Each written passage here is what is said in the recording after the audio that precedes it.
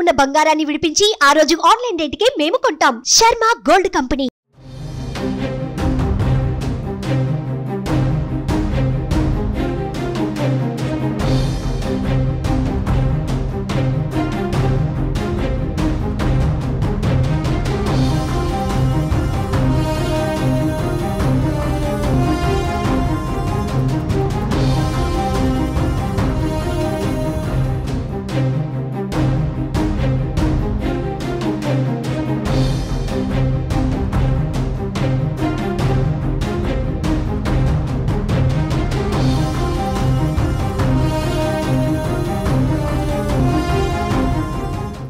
సికింద్రాబాద్ లోక్సభ స్థానంలో మళ్లీ కమలం వికసించింది. ఇక్కడి నుంచి పోటీ చేసిన కేంద్ర మంత్రి, బీజేపీ రాష్ట్ర అధ్యక్షుడు కిషన్ రెడ్డి కాంగ్రెస్ అభ్యర్థి దానం నాగేందర్ గౌడ్ పై ఘన విజయం సాధించారు.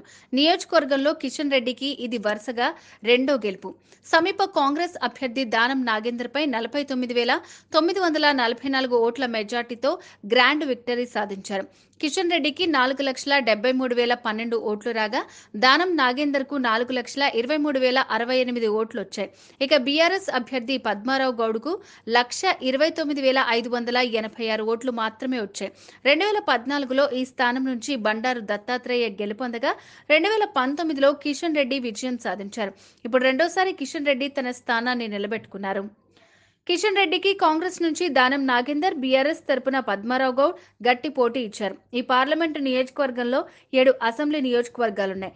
గత అసెంబ్లీ ఎన్నికల్లో ఇక్కడ 6 స్థానాల్లో బీఆర్ఎస్ అభ్యర్థులే గెలిచారు. ఖైరతాబాద్ లో మాత్రం కాంగ్రెస్ విజయం సాధించింది. దీంతో కిషన్ రెడ్డికి పోటీ తీవ్రంగా ఉంటుందని అంతా భావించారు. కానీ కిషన్ రెడ్డి తన మార్క్ ప్రచారంతో సత్తా చాటారు.